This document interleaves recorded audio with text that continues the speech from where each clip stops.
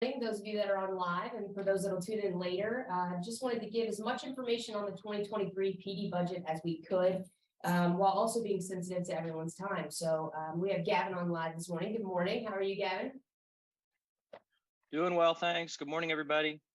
Good morning. In the room with host Way and Judy. So just to give you guys a little bit of an intro, I don't want to take up too much time, so I'm going to go right into it. What I've done for this year is I feel like there's no better time than in the throes of transition to review everything from processes, policies, best practices. Personally, I've gone into some of the successes and the failures of my predecessors, and I've been faced with a lot of the we've always done it that way kind of thing. So I know anybody who's ever started a new role has been faced with those type of challenges. So for this year, I wanted to take the same approach with our budget and just essentially come at it with a completely new perspective.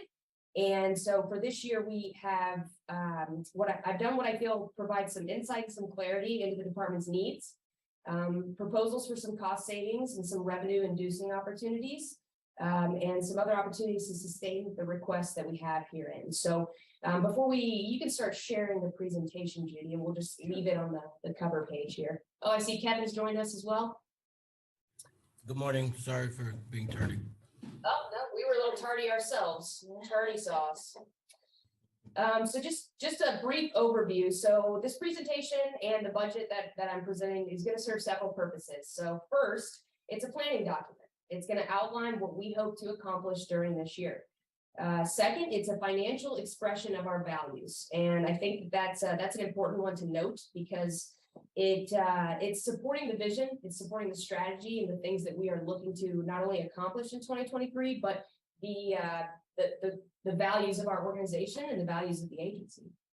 And last, it's a living document. Obviously, just like with anything else, we expect conditions and events that impact the department and the organization to change. So we have to remain flexible. And for that reason, it's kind of a living document that we can work from and we expect to work from. So our budget is broken down into 3 areas, which is pretty standard. So we're going to have personnel, which for the PD takes about 80 to 95% of our budget. We're going to have the capital expenses, and of course the overall operating expenses. So you'll see here the brief overview of the personnel. What we're going to go into here is first we're going to establish our staffing levels, and I'll try not to talk too quickly. If I am, please someone just throw a hand up and I can slow down because I'm going to go into some details about how we establish staffing levels and why we've done this for each of the departments. So obviously we have our officers, our dispatchers, and our support staff. Then we're going to go over briefly the turnover costs from the end of 2021 through 2022, overtime costs. I'm going to show you a salary and benefits comparison that was conducted. And then last, for personnel specifically, we're going to go into the 2023 proposal. So go ahead and move on to the next slide here. All right, so establishing staffing levels. So there's essentially 3 ways that you establish staffing levels in a police department. And the first one here is per capita. So you determine an optimum number of officers per person, and you calculate the number of officers needed for the population of the jurisdiction. So when we're talking about, let me make sure my notes are. When we're talking about per capita assessments, those don't account for intensity of workload by jurisdiction.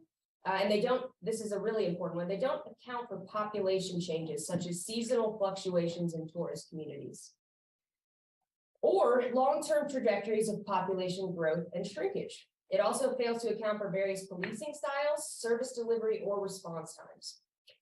The second standard approach to establishing staffing levels is the minimum staffing assessment, which utilizes factors like call load, crime rate, and other variables similar to the per capita assessment. It also fails to account for the workload jurisdiction by the jurisdiction and fluctuations in population. There's also no real objective standard for setting a minimum staffing. That's usually just something that's done in partnership with legislators and the executive branch of any local jurisdiction. Sorry, I'll pause here. Not that there's much to look at, but you got it. Yeah.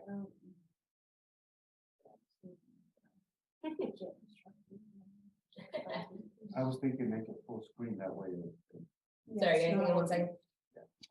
So The third and the approach that we went with here, and I'll break this down a little bit more in detail, is what's called a workload-based approach. And so a workload-based approach accounts for staffing needs based on actual workload demand.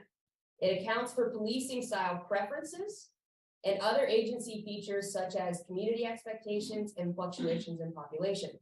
This allows the agency to establish the vision and priorities of the organization and align the workload, that's critical, align the workload of the officers with that vision by calculating the time they should spend on different priorities, ensuring that the staffing levels allow for the execution of the workload. This assessment should be done every 3 years. With an agency our size, I can see us doing the assessment on an annual basis, just to make sure that we're never too high or too low on our staffing freeze. So in order to conduct this assessment, you'll see here that I have 6 basic steps. I'm going to go into a little bit of detail just so that you guys have a general understanding of what we did to get to the numbers that we got to. And I also want to highlight this approach was taken specifically with officers. We'll talk about the dispatch staff a little later on in the presentation. So first you can see we're going to examine the distribution of calls for service. That's by hour of day, day of week, and month. Next, the nature of calls, which is what kind of calls are we taking. Third, we're going to estimate our time consumed on a call for service, which can be anywhere from 5 minutes to briefly handle something, all the way up to 2, 3, 4 hours, depending on that nature of call for service. Fourth, and this is a critical component, I'll go into a lot of detail about this shift relief factor. It is critical to know this piece because officers with the agency are going to accrue time off, right? We're going to give the officers for their own mental health and wellness. They're going to get the vacation, personal, all the time that they need to take in combination with their sick time. And this calculation helps us to factor in that relief to ensure that we have enough coverage so that those officers can take time off, rest, relax, and return to work. And then last, we have the performance objectives, which is what makes this approach so unique. It allows us to cater our approach to what the community actually asks of us, what the council actually asks of us. And then lastly, we'll provide that staffing estimate. So I know it's a little bit probably tough to see if we can blow it up a little bit. I don't know if you at the bottom there, Go to the fourth one, this one right here.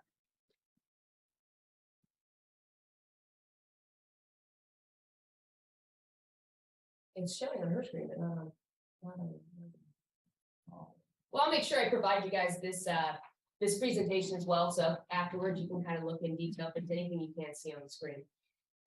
So the first 3 steps are summed up in this first slide. So we have the number 1 is our distribution of calls for service by hour of day and day of week. I've done 2019 through year to date. And what you'll see is right now we're currently running 12-hour shifts. So that's a 7A to 7P shift and then another 7P to 7A shift. So for 2019, that I broke that down by each individual shift. Our total. Did we lose? Yeah, hang on 1 second. Sorry, guys.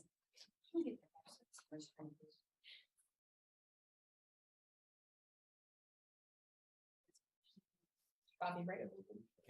Gavin, what are you eating? You look very happy. Grapes. Okay. You're always snacking, Gavin. I just need my screen.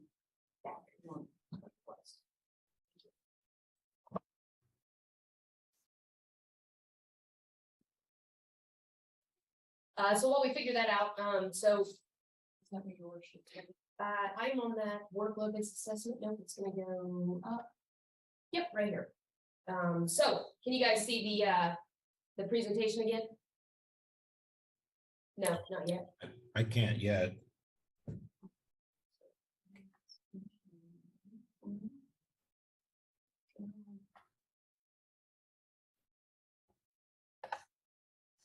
think we're working on it.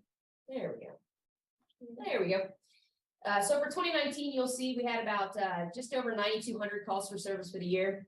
Had a bit of an increase in 2020 at 98, almost 9,900. And then, of course, in 2021, where we really started to feel the impact of COVID, we took a little bit of a dive and had about 7,300. For 2022, I pulled these stats at the end of September. We were at 6,276. Just for the sake of ensuring that we were as accurate as we could be, each quarter of the year, we have about 20% of our call load. So later on in this, we'll talk about how we added about 20% to the call load to make sure we were estimating for end of year statistics. So second, we go into the nature of calls for service. So you're going to see here that the nature of calls for service, this isn't every single call for service broken down. These are some of the more serious offenses that we handle. Some of these offenses obviously are going to be more time consuming. Just to highlight a couple here. So for 2022, we've handled 1 kidnapping, 1 rape, 2 unlawful sexual contacts. These are cases that require not only an extensive amount of time on scene gathering information, but they also require an extensive amount of follow-up and administrative work, which we're going to get into in this equation as well. So the third step on this screen that we highlighted is the estimated time consumed on calls for service. So one of the initiatives that I've been working on in 2022 was the need for both transparency, data collection, those types of things. There's a report out there that a couple agencies utilize to get the actual estimated time spent on calls for service. We at this time don't have access to that, so we're working with our county partners to try to get access to that report. So what I had to do was manually go in and pull this data for the last year. So we did about mid 2021 to our current present to 2022. Pulling various calls for service, some of our more serious offenses, some of our lesser serious offenses, and on average, we got about 30 minutes spent on calls for service. So this is that initial criteria. We'll come back to this when we get to the final equation. So we can move on to the next. So, hey, Paige, Sure, go ahead. would it be okay to ask a couple questions, or would you prefer to keep rolling and I'll save them till the end? No, go right ahead. Well, I just wondered, this is super helpful. Thank you. So just like, for example, was there some policy change, like the juvenile charges dropped significantly? And I'm just wondering, like, why does that happen? So which year are you highlighting? So let me take a look. So we have, so you saw from 2020, 2021 to 2022. So that's going to be COVID, Gavin. The schools were closed. But like 2017 was like, I think, and I don't, now Do the we need to slide's go back? gone, but I Do we think need it to go was, back a slide. Sure, yeah, we can go back a slide. was 143, and then it was, it's 18 so far this year. Was there some policy change or some different approach we took?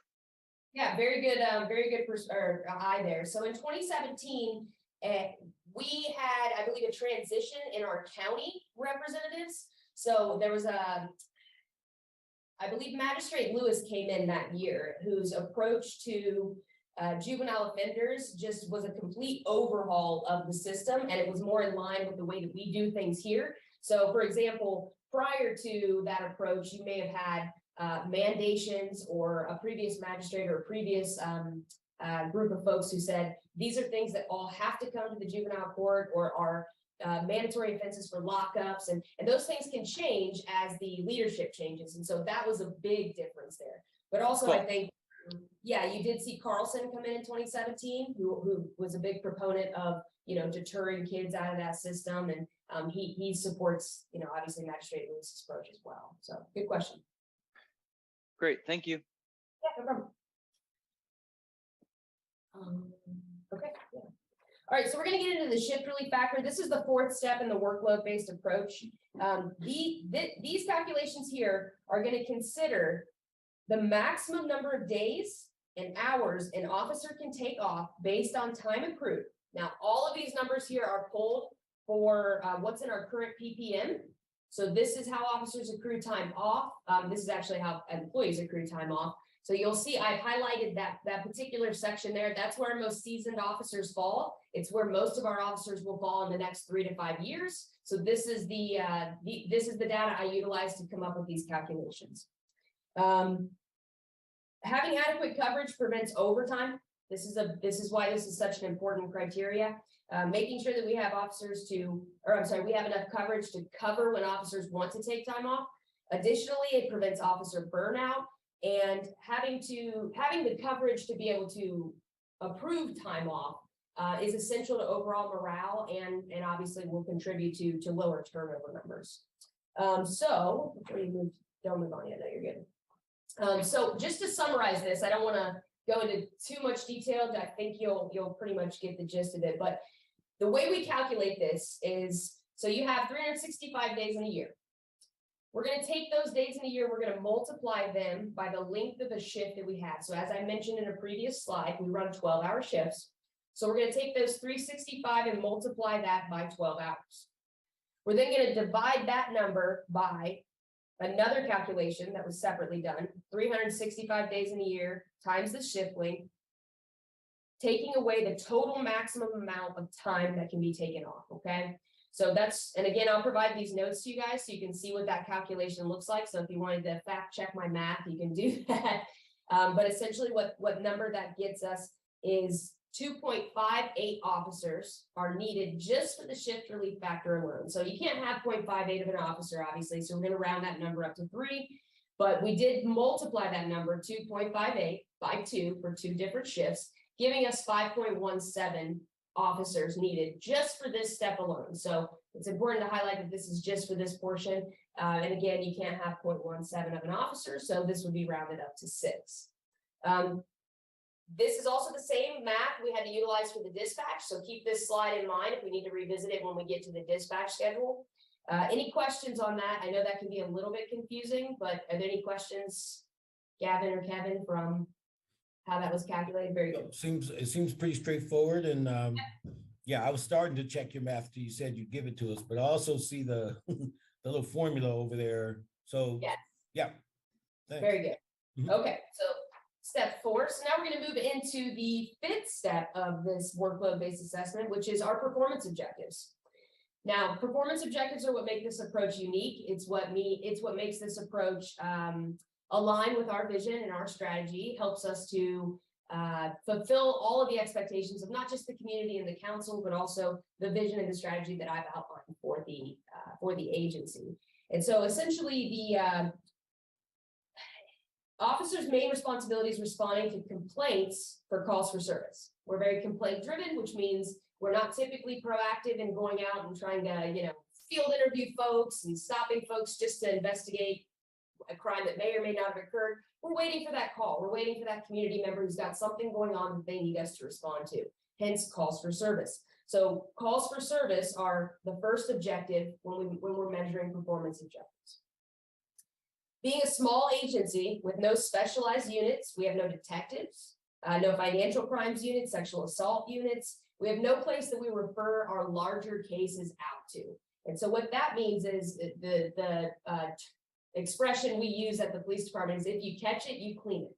And what that means is if an officer is on duty and a major case walks in the door, I'll give you an example. We had a large financial case this year that walked in, and Officer Kincaid of the police department, one of our newer guys, he was the officer on duty. So he caught that case, which means he had to clean it. So for this, the second criteria in the performance objective is going to be administrative time and follow-up time spent on calls for service. So just to give you a little bit more information about what that looks like, the call for service is going to be the initial report of a crime, of an issue.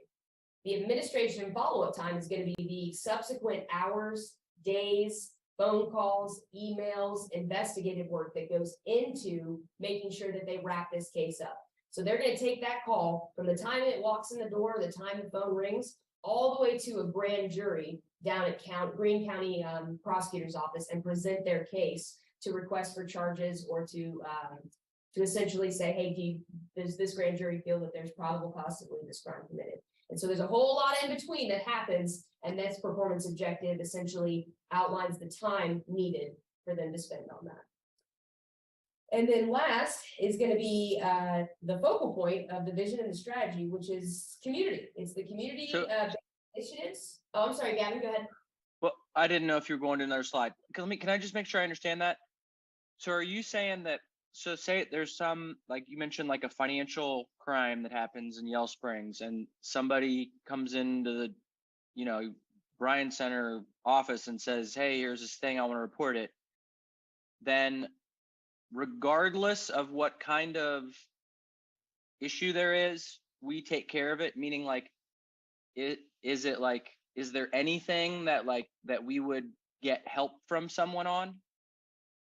Yeah, so that's a good question. So I highlighted the financial case that Officer Kincaid handled. So it's his case, it's something that he's going to investigate, but do we reach out to our partners for assistance? Absolutely. So he leaned on Bureau of Criminal Investigations. He reached out to them, made a connection with one of their financial teams, but that individual BCI won't take that case. That's still our case, but they are going to help him with, hey, do you need search warrants? You know, here's a general outline of a search warrant that you can utilize to make your own search warrant.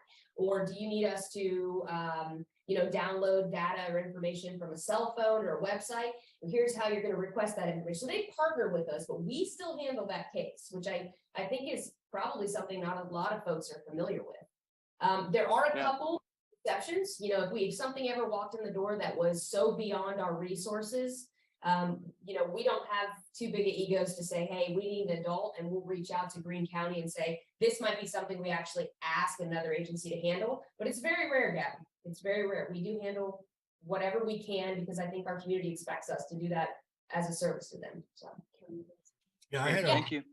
that was a good question. I had a similar question, just along the lines of the expertise level, of said officer. I mean, surely if Kincaid caught it, he's got to clean it, but he, I imagine, would be free to, and you would be free to sort of interact, engage, and make sure that, all boxes are being checked, et cetera, so that the lead officer's expertise or lack thereof does not end up being a concern. Absolutely. So one of the things that we've also tried to do more of over this last year, and we will continue doing more of, is the training budget that we're allocated. Rather than having every officer trained on this one thing, we're trying to diversify a lot of that training. So we're seeing, for example, this financial case that came. Let's say that officer found a particular passion in that area. He's going to go out and say, hey, I'd like to attend some classes on investigating financial crimes. And so then he might become essentially our officer that other officers rely on to, hey, this is my case, Officer Kincaid, but I know that you took some training in that. Can you help me through it? And so by diversifying the training in the department, we're able to rely on each other a little bit more and keep things very local here, right in line with our locally minded core value, and rely on each other. But yes, Kevin, we have supervisors. So the two corporals that I have will do a first check of any case, also be right by that individual's side for any questions or concerns. And then typically myself and at least one of the other officers will check through all of the cases before they ever go down to a prosecutor's office. So, great, thanks, appreciate that. Of course. So those first two performance objectives, just to summarize, again, we're going to have the calls for service, and then second, we're going to have the administrative and the follow-up time. And then the last one is our proactive time. And that proactivity looks a little different here, right? Because as mentioned, we're complaint driven. We're not going out and doing some of these more, taillight chasing, running a bunch of traffic. Our proactivity is the community-based initiatives, that community engagement time. I've mentioned it in several conversations that we've recently instituted these special assignments. And as a part of that, there's a lot of time that these officers have to spend on developing community-based initiatives. So we have our Touch a Truck. That's our officers responsible for planning and executing our Touch a Truck events. We're looking to launch a Citizens Police Academy. The Therapy Dog program will be a community-based initiative. These are all just small examples, but we're continuing to promote more community-based initiatives, and we're encouraging every officer to, hey, we want you out there, not just on foot patrol, not just on bike patrol, but actually engaging with the community. I'm not sure if any of you guys were able to see, Officer Andrus has been absolutely killing it in the community-based initiatives recently, done several scam presentations. He's been able to present on Alice training. I think since Uvalde, there's been a lot of concern about churches, businesses, and schools and how prepared they are. And he's been able to get out into those places and educate those community members. And all that takes time. That's not just something that, he's able to just say, oh, I'll walk in there and give him a brief overview. It takes planning and execution. And so for that, the third performance and final performance objective is going to be our community-based time, or our proactive community-based time. So with 3 performance-based initiatives, it's the final step in our calculations here. And so what we're gonna do is take all the information we collected in our previous slide, and we're gonna combine them with our performance-based initiatives. And I'll go through this step by step. Again, I'm sure you'll want to, go ahead. Just Kevin. Oh, I'm sorry, Kevin, go ahead. Thank you. Yeah, I'm trying to be a good student here. So Doug Andrus, you're right. He is killing it. I mean, I hear a lot of positive things about Doug, and I mean, I have to convince people that it's not just his personality, but it's also his job. But having said that, I mean, he's made for doing the kinds of things he's doing, but I understand that he's on sort of a short timeline as far as his tenure with us, or is that not the case? And the question I'm trying to get to is with regard to the specialized training and things you talked about. I know Doug does a lot, and if he's not going to be with us long, I'm just wondering, this might be in the weeds, just wondering what the plan is for replacing such a valuable asset in the probably potential short term. So you definitely can't replace him, that's for sure. But are we preparing for some of the things that he brings to the table for other officers to take over? Absolutely. So I think a couple of the things that he currently does, specifically the Alice training, some of the active shooter things, those are going to fall right in line with Officer Kincaid, who's handling obviously our school resource responsibilities. So he's been shadowing Officer Andrus in some of his trainings and looking through his notes and making some of his connections with those folks that help Officer Andrus with those trainings. So that's one example. As far as our business, he's also our business liaison officer. So he's the one who goes out and makes contact with our businesses, attends chamber meetings when he's able to. So that's also something that we are backfilling for currently. We have one new officer who's in need of a special assignment, and we're just trying to make sure we have the right fit for whoever takes that over. But we are absolutely planning for that. Yes, Kevin. Excellent. Thank you. All right, so to go into the performance-based, overall our performance objectives, we're going to tie all this together here. So I'm going to go through as slow as I can here. Nope, you're good. You can go back. Yep. So this is where we put it all together, guys. So we're going to take these performance objectives and tell me to slow down if we need to stop. So the first step in this final process is we're going to take those total number of calls for service from step 1. We're going to multiply the average response time needed to handle those calls from step 3. And we're going to convert those minutes that we get from that calculation into hours. This is going to give us the total hours spent on calls for service alone, which is one performance objective, right? So for 2022, that equated to 2,551.5 hours for one shift. In the next step, we're going to take those hours, that 2,551, and we're going to divide them by the number of hours that need coverage in a calendar year. So again, 24 times 365 divided by 2 for 2 shifts. For 2022, that 2,551.5 hours divided by half the year's hours, which is 4,380, gives us 0.52, which is the total number of officers needed for one shift for calls for service alone. The third step is to take that 0.52 and multiply it by these performance objectives. We have 3 of those, if you remember, 3 performance objectives, which is going to give us 1.74 officers needed to account for calls for service and performance objectives. That gives us a total of 1.74. You can't have 74 officers, so we're going to round that number up to 2. And then the last step is we got to take into that very important shift relief factor we talked about.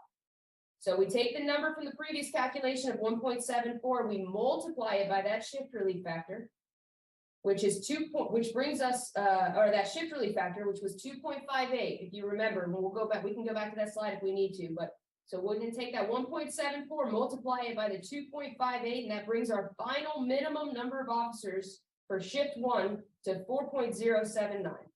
Obviously, you can't have 0.79, so we round up to 5, and that's just for shift 1. We did the exact same thing for shift 2, which you'll see, and my slide cut off a little bit, but that comes to about 2.15 for that second shift. Total for 2022, using these calculations, we need 8 officers to accomplish the things that we're trying to accomplish in 2023. Now, I want to note here about these 8 officers that we need. This number of officers is specific for officers working the road.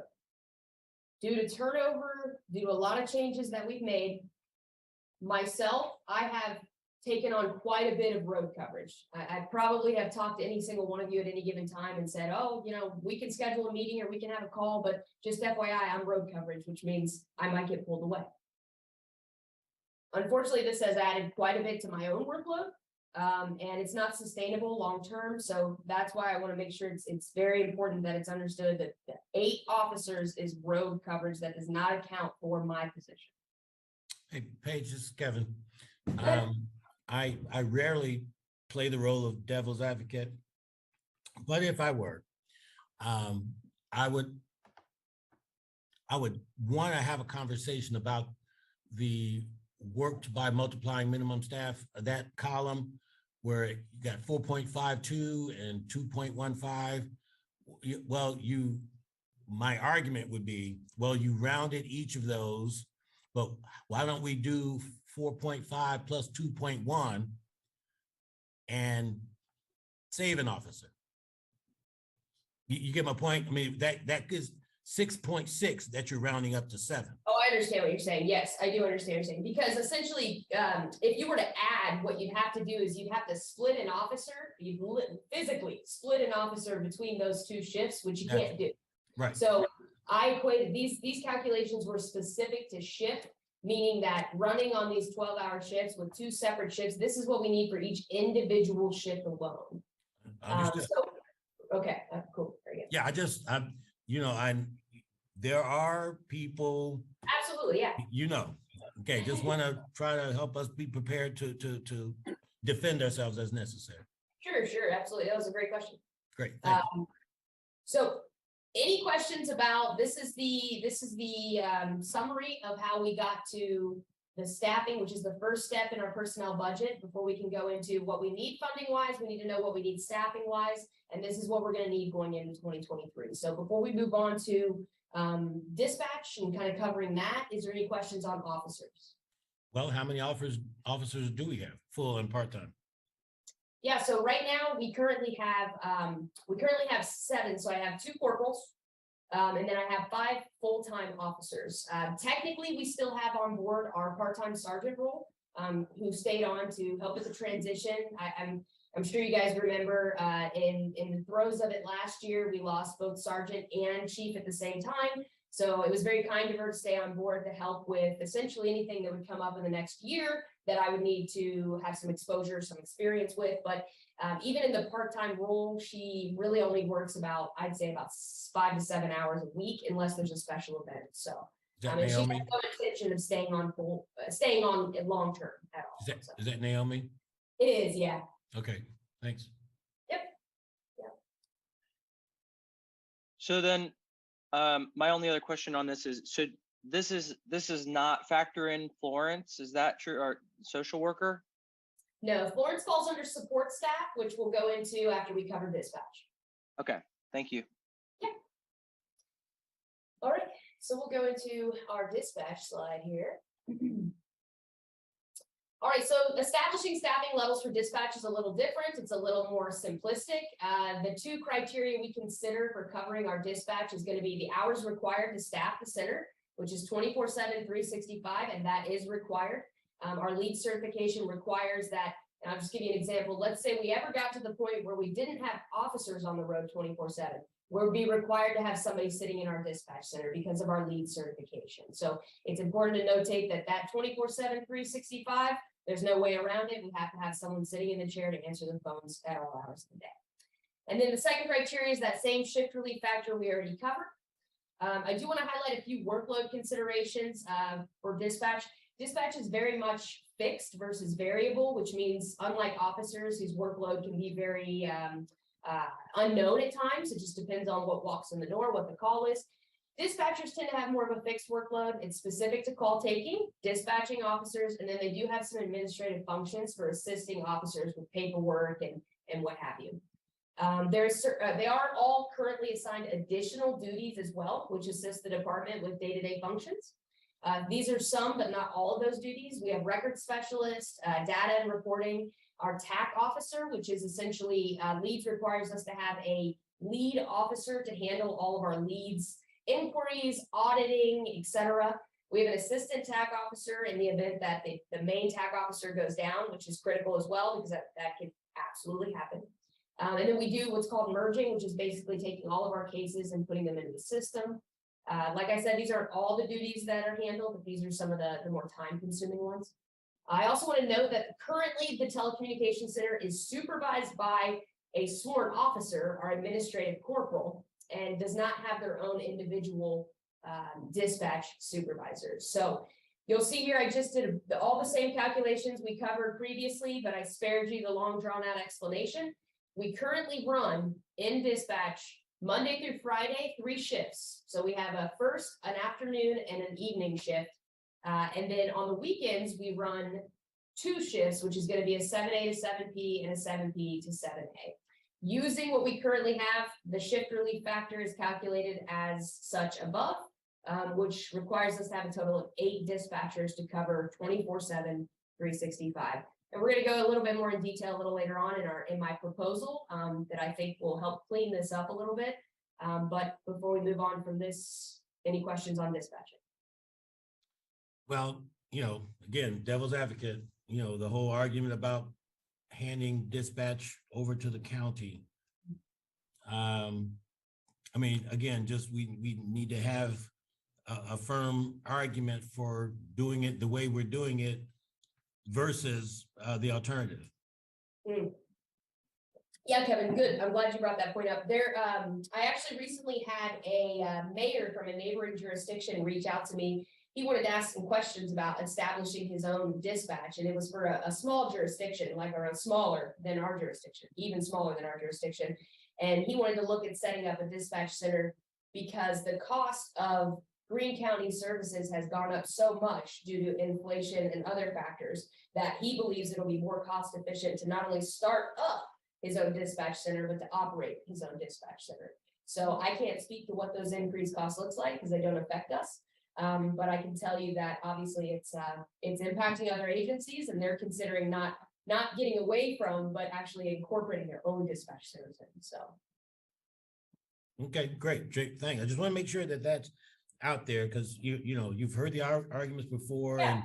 and if we say we're trying to be aggressive, and I don't know that we are saying that we're trying to be aggressive with budgeting, but if that were part of our concern, I would submit that some folks think that switching our dispatch profile is low-hanging fruit.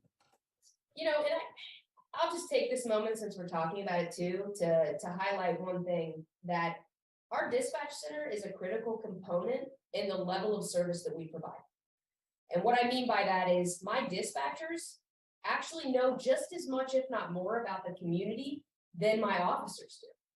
And because of that, the critical information that they're able to provide to officers, that the way they're able to interact with community members at the point of call contributes to the outcome of the officer from the time they arrive on scene until the time that they finish that call. And not only that, but I would also say that how many calls do you think you guys, I'll just throw it out there, how many calls do you think the dispatch center takes in a year? I gotta start with 5,000. Gavin, you have a guess? I made a big number because I know it's big, so I just went with 5,000. Well, I don't know. I mean, on the manager's report documents we get, it seems like it's about 500 a month. So, I mean, roughly 6,000. Yeah. Okay. So if you just take in calls that they're picking up, answering, and then providing a service, because every time they answer that phone, they're providing a service, whether it's getting them to the department they need, or taking the information to dispatch an officer, or taking valuable information to follow up on a call for service, just calls they receive is 39,496. If you consider the calls for service that they not only take, but they also place, 59,592. Wow. Yes. an order of magnitude away from what I was thinking. And probably what So- most people, Kevin. So where do those numbers, so why don't those numbers show up on the reports that we get, Paige? What's the Super difference good question. between like the calls for service that we see and then the numbers? Because you're talking about as many as 10 times as many. Why doesn't that show up? So what you're seeing in the call level that comes into dispatch is a cumulative of not just the calls for service. So a call for service means an officer was dispatched. We sent an officer out. The calls the dispatch center receives and sends, those calls take into account all those performance objectives we just talked about. They take into account not only the calls that they're sending officers on, but the calls that we have to conduct follow-ups for, the calls that we have all the administrative time, and then all of the additional calls, because the additional calls is really where I'm talking about that level of service. I mean, the types of things that our dispatch center does for this community, I think more folks in the community would be very upset to lose our dispatch center, because it's more than just police services for them. It's information, it's 411, it's when is trick or treat, it's when do we put our trash out this day, it's power outages, it's everything, you name it. Our dispatch center is the central hub for the entire organization of the Village of Yellow Springs. So just to be clear, you have these numbers, you're counting them, obviously, since you just shared them, right? Right. Would it be a notable hassle to just add a line to the manager's report for the that would encapsulate the total number of calls received? I think that makes sense what you're saying, and I feel like it would be a helpful indicator for, certainly as a council member, I think for the general public to understand the scope of work. Sure. No, that wouldn't be a hassle at all. And actually, going into 2023, I've been preparing what's called an annual report, which highlights the work of every single individual at the agency. And that particular bit of information is something that we include. So it's just a matter of including it on the manager's report. We can do that. Okay. So we will move on to our next slide. So support staff here. Paige, I'm sorry, this is Kevin. How many dispatchers do we actually have? So currently we actually have, and forgive me, I know I have that on another slide here. So we currently have 9 total, but one of them is gone, and so we backfilled for that position. So technically 8. We're going to say 8. Okay, thanks. Yep. All right, so support staff's pretty straightforward. Our support staff consists of our property room manager. We have obviously the main property room manager who handles all of our evidence intake, all of our found property. And I mean, I'm really not doing him justice to say that that's all he handles, because as support staff, that he absolutely handles anything and everything that we can. Yeah, all of our phones. Is that what you're indicating? Yeah.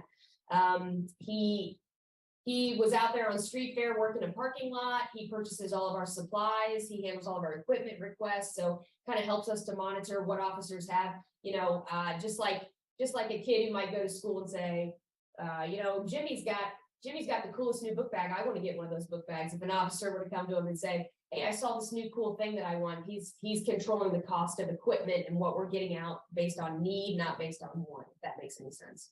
We have a backup property room manager who's also one of our dispatchers. I mentioned some of those extra duties dispatchers handled. I didn't highlight this one.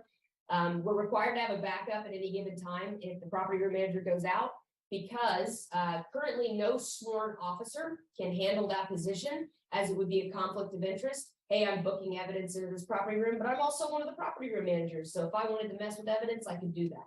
This prevents that. So we have a non-sworn civilian property room manager and a non-sworn civilian backup property room manager.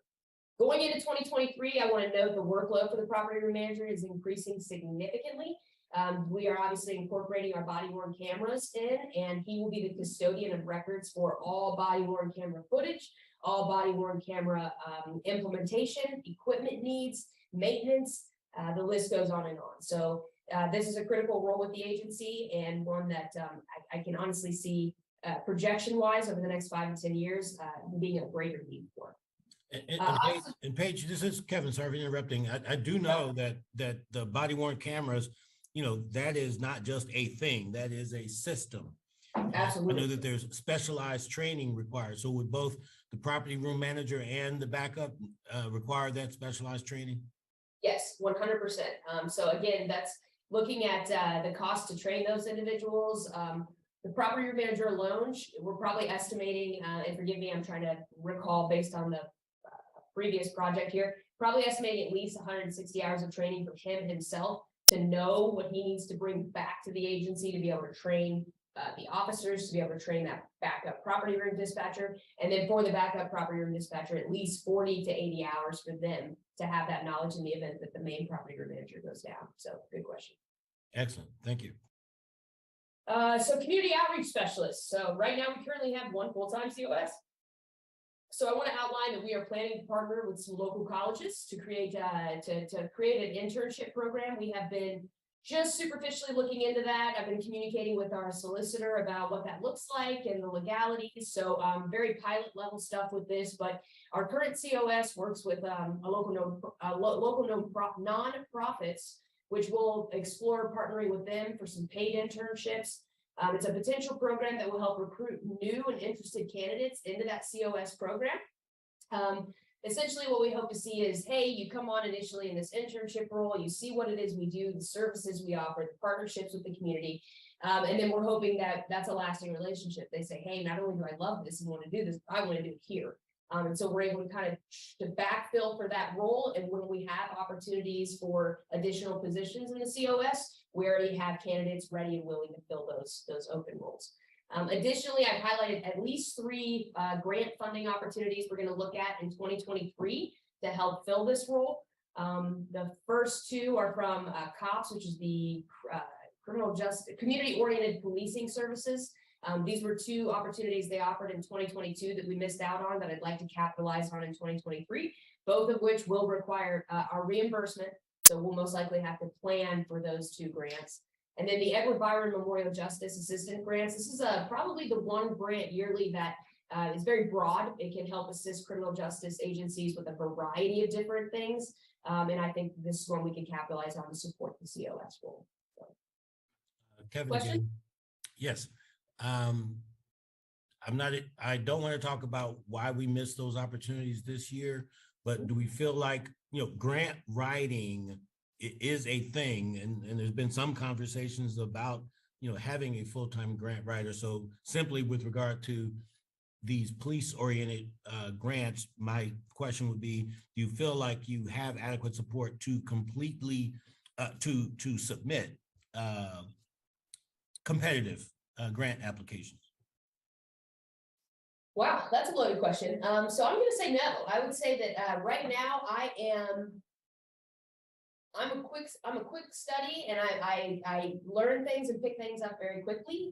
So my first experience with grant writing was with the body worn camera grant, which I think we did quite successfully. I partnered with Josue on that and several other people.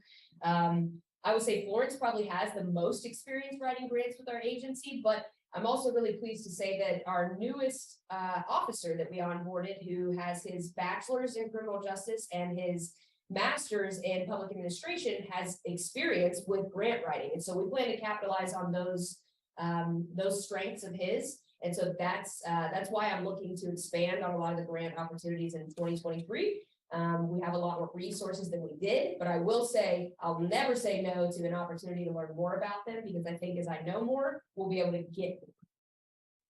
And Kevin, to add to the grant writing capacity, we have budgeted this an expense or money for grant writing services in our 2022 budget. One of the things that we've done for that activities, we partnered with Choice One and LJB to assist us in the grant writing for the other funding opportunities we pursued. Mhm. So we found a way to still be able to do that activity and are funding it through the enterprises as professional services. So we continue that activity, and I think 2023 or even the remainder of the year, we're gonna be reviewing what we have available and what we can what services we can buy for the remainder of the year to set us up for grant opportunities that are coming up next year. Great. And Kevin, if you actually want to, even though you said you didn't want to get into why we missed those opportunities, I'll put it out there. The truth is we missed them because I just wasn't aware of them. Coming into this role, between the transition and how short-staffed we were, and essentially you're looking at the administration of the police department for a good 6 months. And so, it was one of those things that between juggling the workload of other things, we just weren't aware of them. But it's something that's on our radar now, and we definitely plan to capitalize on. Yeah, and institutionally, it's been recent that we've had a more robust process of identifying grants and pursuing grants. Absolutely. Well, good. Thank you both. And Paige, I appreciate your candor. All right, so turnover costs. I'll try and be brief. I know we're already approaching an hour here. Turnover costs for the last year, I think this is an important factor to consider when you're talking about overall personnel budget. For both one, to understand where we're coming from, and then two, to say, how can we prevent this going forward? Because it can be a very, very expensive hit to our overall budget. So for the purpose of 2020, into 2021 and all of 2022, we're going to focus on the hard costs of turnover. There are basically two different costs when you're considering turnover. The hard cost, which is the actual employees separating, the extra workload, the associated costs of recruiting and hiring, interviewing, background investigations. The soft costs are a little bit more, I would say, subjective, but they're still there. So you have like the cost of lost productivity from a departing employee, the impact that the increased workload had on morale. So those are a little bit more difficult to calculate. So I just focused on hard costs as we go into these calculations. Also, we did utilize one separate calculator that we call the vacancy calculator, because there is a position that we still haven't filled, and that would be the sergeant role, but technically 2 sergeant roles that were left voided. So going into that on the next slide, I just wanted you guys to have I partnered with our HR to see how to best calculate the cost of turnover. These are the 2 calculators that we use. That just gives you guys a bit of background on what information I collected, and how we got to the overall numbers that we did. Those are just the blank calculators that were used. I just didn't want you to think that I basically just calculated or pulled the number out of thin air. These were what were used. So in the next slide. So this highlights the positions that we've lost from about May of 2021 through 2022.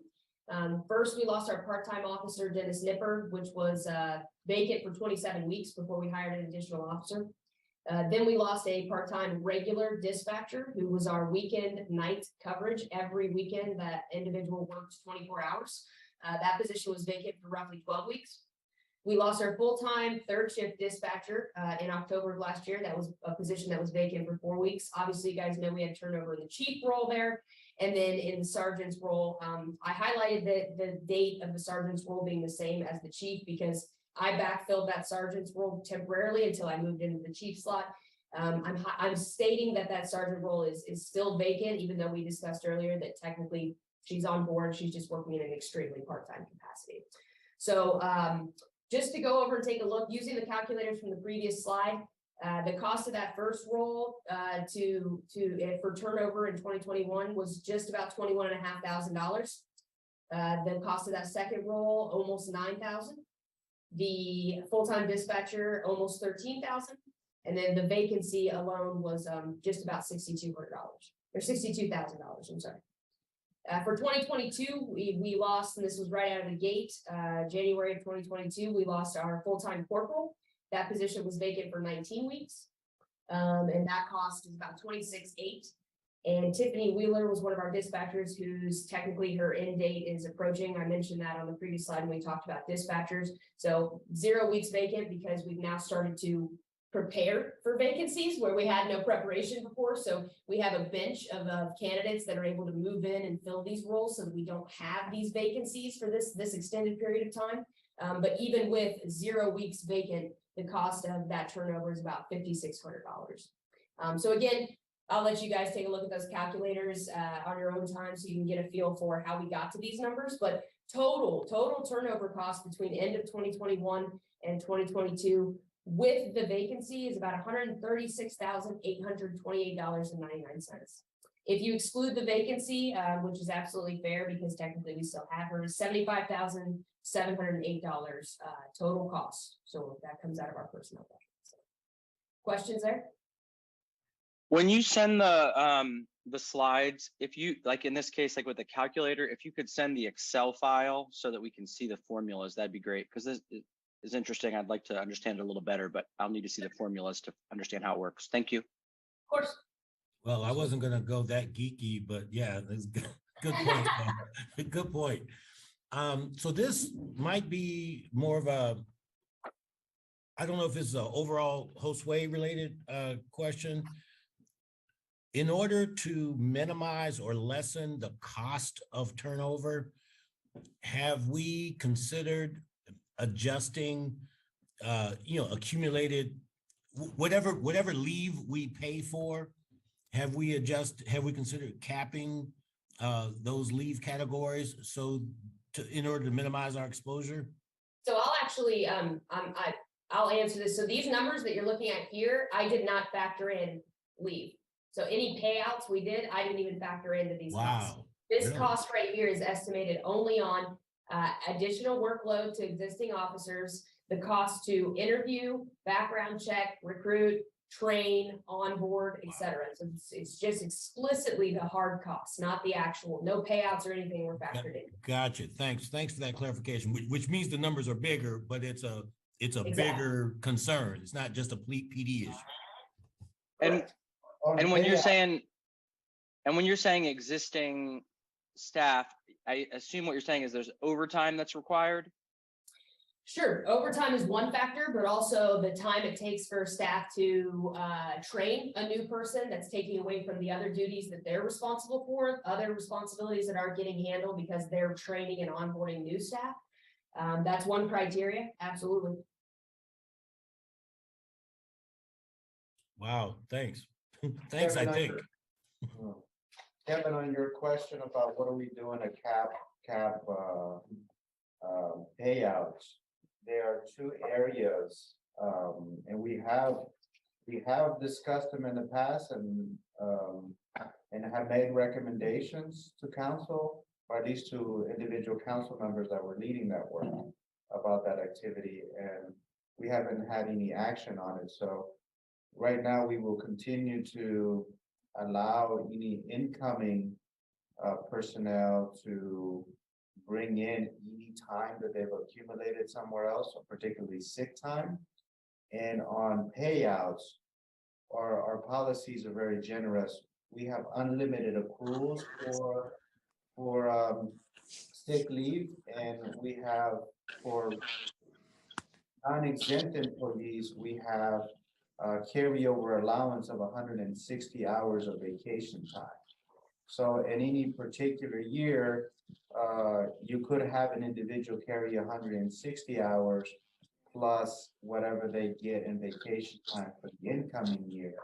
So you could have I think the highest I've seen in a new year vacation allowance is the 40 hours of personal leave we give them, and 120 hours of vacation time. So for a total of 160 hours is what they're able to get at the beginning of the year, plus whatever carryover they're bringing in from a previous year, that will be the payout limit.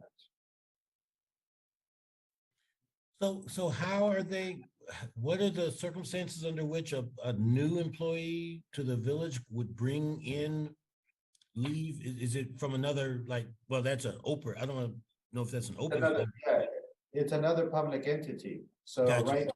You guys might want to save this conversation. Yeah. I'm sorry. I know. I lose the focus. let's table it.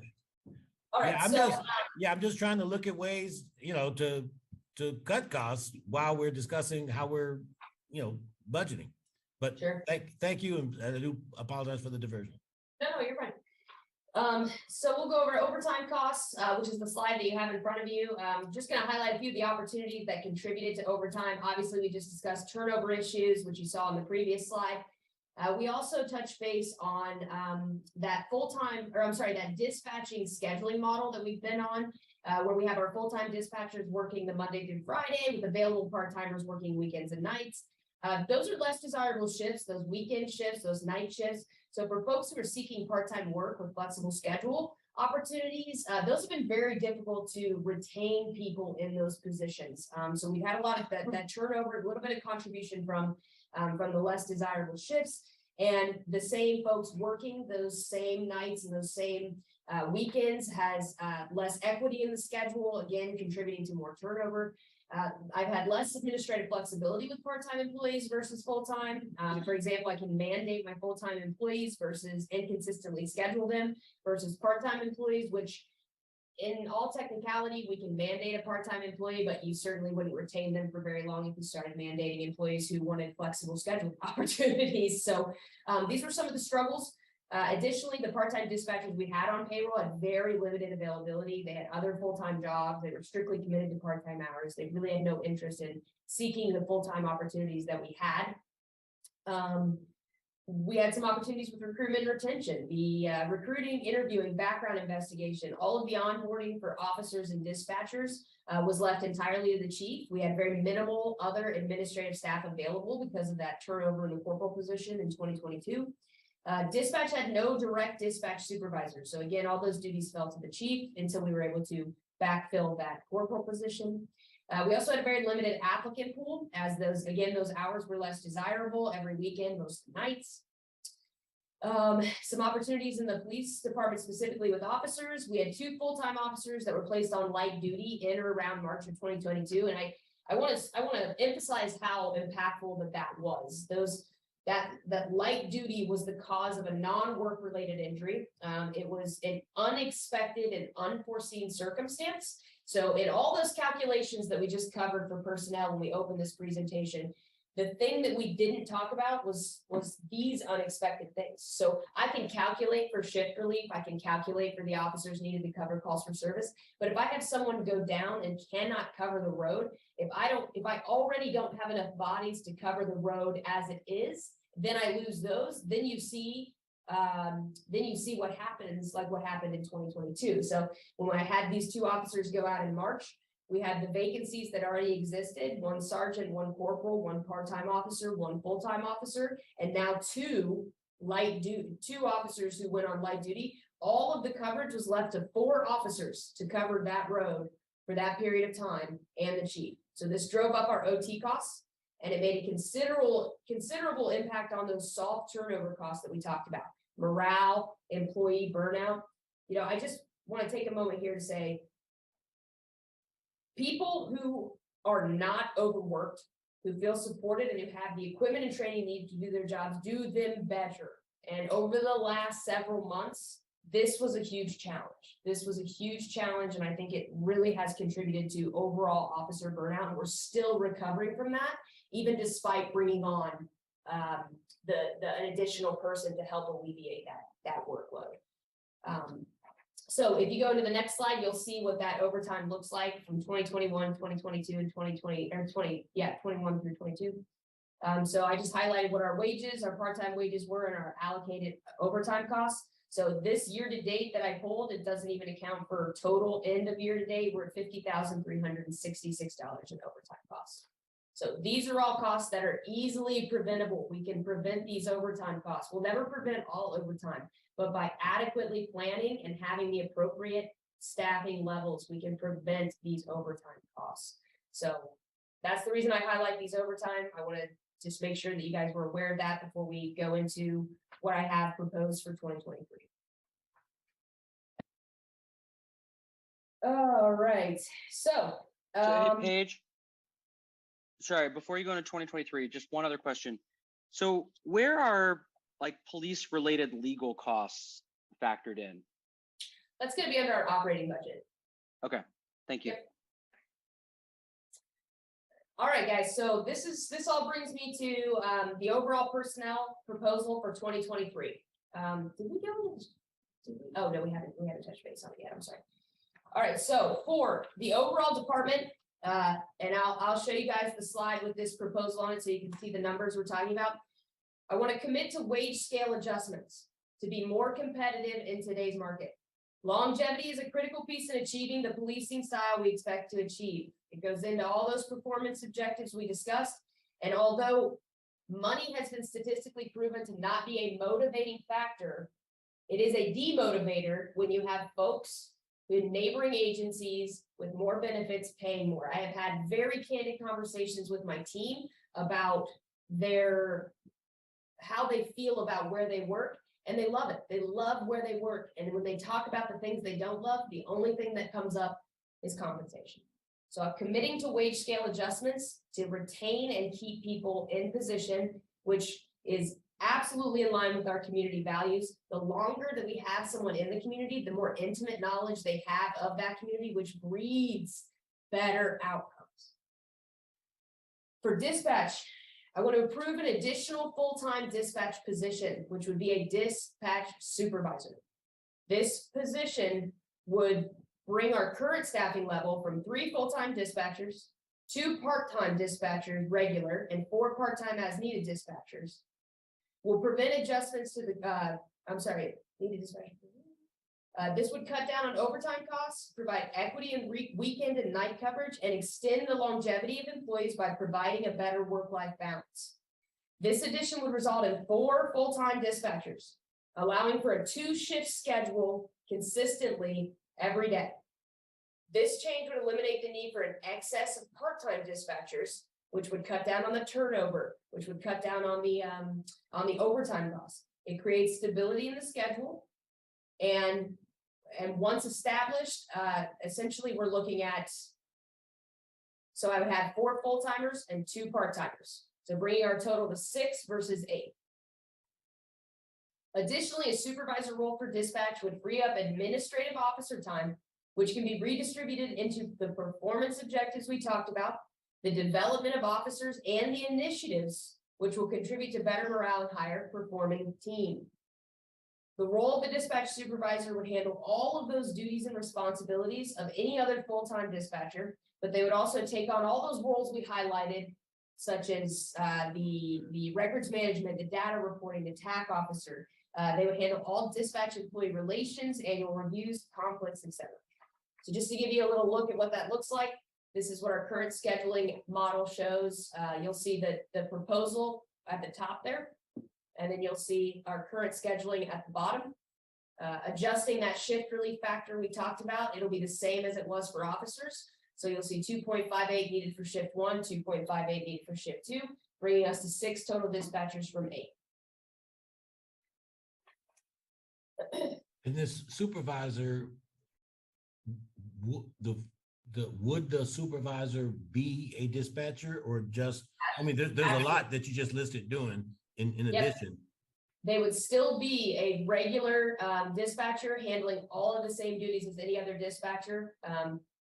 They would just have additional responsibilities. Okay, sounds good. For police, I have considered improvements to the benefits we offer. Shift differential pay for weekend and evening coverage. We're proposing a $1 shift differential. This is a very common benefit at other agencies, especially at agencies that are actively recruiting people from smaller agencies such as our own. I want to use this to pause for a moment and talk about small agencies such as ours have historically been viewed by other larger agencies as starter agencies, meaning, hey, you hire them, you work out all the kinks with them, you invest all the money in the training of these people, and then after they get about 3 to 5 years on, we're going to swoop in, offer them a few more dollars an hour, and take them from you. And we cannot afford, with the expectation that we have of our officers and the expectation that we have of the agency overall, to lose the people that we've invested the time and money into, especially if we're losing them for such a small price to pay. We're also asking to approve the addition of a deputy chief position. This would be an additional exempt position. This would help to balance the workload of myself by having administrative coverage in the off hours of the chief. It would be a second in command. It would provide much needed support by taking on many of the operational division tasks, such as recruiting, hiring, training, to name a few. Additionally, providing a second in command would contribute to the overall longevity of the chief. Listen, I have heard several times since I've been in this role, man, we're so glad to have you. Why can't we keep anybody in that role? And I'll tell you, it's because a lot of these responsibilities, a lot of all of these things have fallen to the chief and the chief alone. And so that, just like in any of the other positions, this contributes to higher burnout, It contributes to poor mental health, all things that we have to invest in. And by creating this position, it would definitely be a step in the right direction. So you'll see here that we've highlighted essentially our staffing from 2020 to the 2023. So our 2023 proposal would be 4 full-time dispatchers, 2 part-time, 1 chief deputy. We'd be eliminating the sergeant role. So 2 sergeants would be eliminated, keeping just the 2 corporals, 5 full-time officers and 1 part-time officer.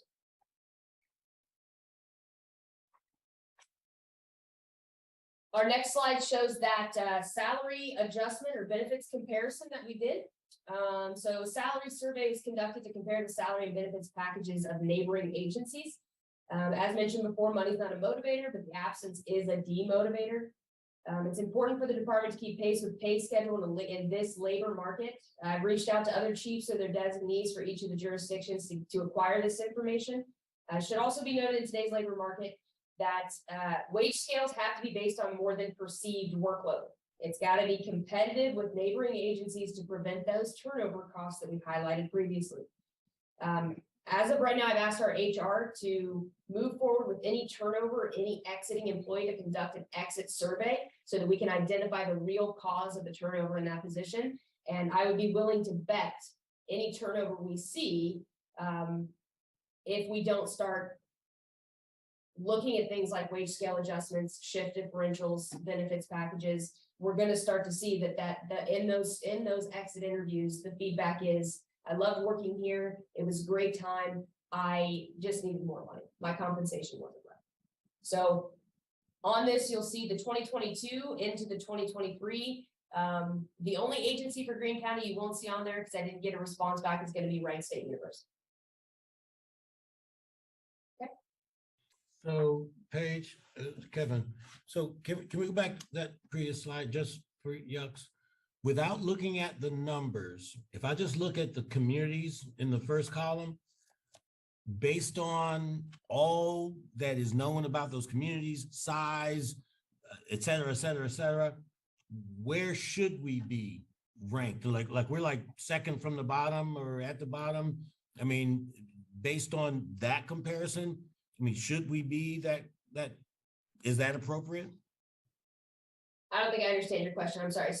So what I've done here, Kevin, is I'm essentially saying that we should average out our pay scale based on the average of the neighboring agencies here. I'm not sure what your question is. I'm sorry. Let's table the question because if you are looking to match that average, that is an appropriate answer to my question. So let's move forward. Thanks. Perfect. All right, so here you'll see highlighted all of our employees and their projected salaries into 2023. I've included the math so you can see what that wage scale adjustment would look like for each officer. I've also included at the bottom here the shift differential.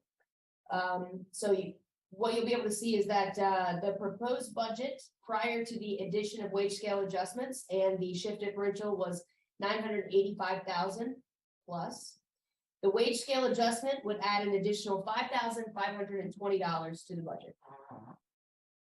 The shift differential would add an additional $16,224 to the budget for a total of $21,744 additional dollars. And I've highlighted below that versus the turnover and overtime costs from 2021, 2023, or 2021 and 2022, which totaled almost $182,000. Well, that was easy. I mean, that certainly speaks for itself. So that closes out personnel, which obviously was the bulk of the presentation here. Capital and operating, we can fly through those. I think they're pretty self-explanatory. So before we move into those, any questions about personnel? I like what you have shown us.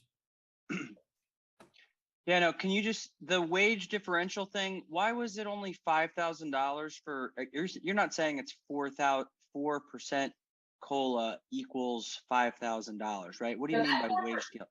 That 4% COLA is already factored into the number that you have for the projected salary budget total. The wage scale adjustment is saying if we adjust the officer's wage scale, so we add that average amount that I've highlighted on the previous slide to their hourly rate, the difference you'll see is that $5,500. Okay, thank you. All right, so we'll go into our capital here. So capital improvement program provides a plan for the addition, replacement, and improvement of assets. It includes the cost to support these purchases and schedule replacement in the next 3, 5, or 10 years. This year, to the best of my knowledge, we conducted the first inventory of all capital assets that we have. We then took the life expectancy for each of the, we identified the life expectancy for each of the items identified by contacting manufacturers and reviewing useful life lists, which were provided by the IRS. Additionally, I partnered with our risk assessment contacts to get feedback on what purchases were the most important to prioritize. And I created a 10-year timeline here to outline the cost between now and 2033. So I thought it was important that you see what we're looking at, not only for this year, but as we look out for the next 10 years. And the reason I highlighted that is because oftentimes we can look at an individual year and say, well, that's a huge cost. It's not important for this year. Let's put it off to next year. But by doing so, all we're essentially doing is kicking that can or making that cost for 2024 greater than it was, and so on and so forth for 2025, 2026. It also doesn't help the issues that we're faced, which is the equipment that I've highlighted here is in most circumstances severely outdated, which increases our risk, which increases the potential for costs down the road, larger costs down the road.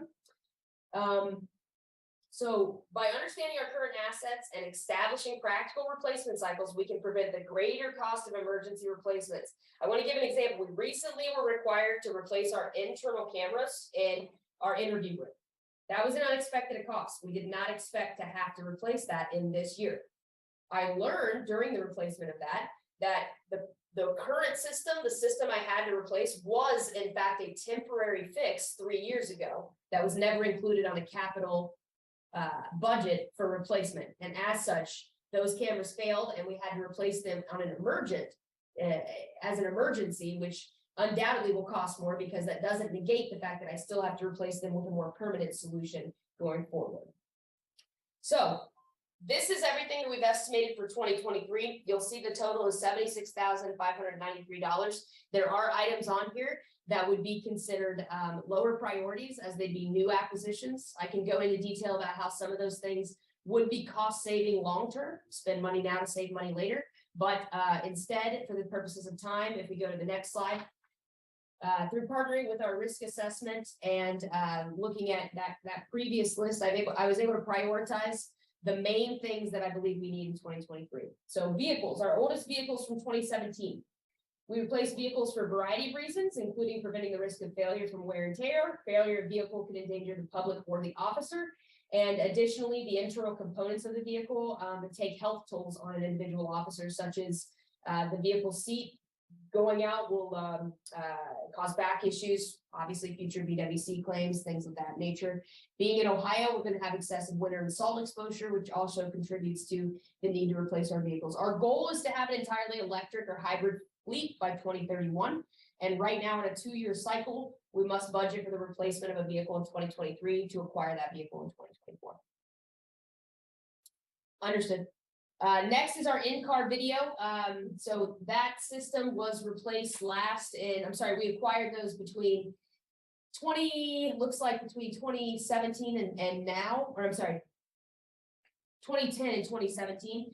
This is going to be highlighted as the second most important thing. Obviously, body-worn cameras coming in 2023. They're going to be from the same manufacturer. They have a life of they're currently at their end of life according to the manufacturer. And additionally, the software currently used is not compatible with the incoming body-worn cameras. The server being used to store the body-worn camera footage has to be replaced going into this year unless we replace the hardware, which will then be compatible and on the new cloud-based server, eliminating the need for the replacement. So just to highlight that, so we're asking for $10,240 for the upgrade for year 2023, which would be the hardware and software. If we don't do that, it's going to cost $8,800, almost $89,000 to just replace the server, which has to be done regardless. Tasers, we haven't had upgrades to our tasers since 2018. Obviously, these are very high tech with high voltage capacitors and other electronic components. This increases the risk of failure in the field, which obviously from a risk management standpoint, it's best to replace those every 5 years to prevent that risk, because not having the taser in the field could increase the risk to injury to both the officer and the assailant. Also noted that tasers used prior to lethal is going to lower claim amounts if used within policy guidelines. Also have ballistic vests listed. We will need 5 vests in 2023, 3 of which are replacements for expired vests, 2 are for new employees. This is a very high priority investment. It will have to be done either way, whether it's included as a capital expense or just comes from our, what's that? What comes from operating? Yeah, it comes from operating. Obviously the expiration, once they're expired, and officers can't be running around with expired ballistic vests. And then obviously last to prioritize are the computer updates. Our current leads computer is 12 years old. IRS useful life recommends a 5 to 7 year cycle to replace these. This computer requires a very high level of security. And if it were to fail, it would not only put our lead certification at risk, but it could impact police and dispatch services. Any questions about that? About capital? Seems pretty straightforward. Yes, it is straightforward. Thanks. Then finally, our operating costs. So this is probably the easiest part of the budget. We're looking very similar to what we were in 2020 and 2021. The only things I do want to highlight are some new initiatives that we're obviously taking on: therapy dog, community education and engagement, and our community outreach services. So we need to accommodate for the one adjustment that you won't see on the next slide, which is our operating budget overall, is that we do need to account for expenses in the community outreach fund. We estimated those to be about 5,000. Now we get donations year round to that fund. Unfortunately, though, if we don't budget for those expenses in the calendar year, then we can't immediately access those funds without having to come to you as a council and say, hey, we need to access these funds. So by estimating what we've received in donation wise over the last couple of years, we can budget for those funds in 2023 and then therefore have access to them pretty much immediately. And these are things that Florence and the team would need access to for, let's say, food and housing insecurities, other things that at-risk juveniles might need. I know she's actually put folks up from domestic violence situations in the hotels before, things of that nature. All right, so to close before Gavin has to take off here, overall, our personnel, capital, and operating expenses, you'll see that number there, just 1.3, a little more than 1.3 million. In 2023, we're establishing new practices to save in the long run, investing in people to prevent further turnover and lower OT. We're completing annual assessments of staffing needs and capital expenses to prevent unexpected costs and emergency replacements. We're also seeking additional opportunities such as our school resource officer program, which is bringing in revenue of almost $19,000 a year. And we've discussed more grant opportunities such as the body worn camera of nearly $100,000 this year and the officer safety grant, which was submitted for about $4,000. So I appreciate you guys' time. If you have any questions, I'm happy to field those. I just hopefully with all the information you received today going into our next budget session, I was able to field some questions about the need of the department. Well, I'm satisfied. I appreciate the level of detail, and just I will admit this is public. This is known publicly that Brian Carlson did not like doing this kind of stuff. And so I want to acknowledge that, that I appreciate that this is a strength of yours, and it's welcome. Thank you very much. Thank you. Yeah, no, there's a lot of really good information here. Thank you for going through it.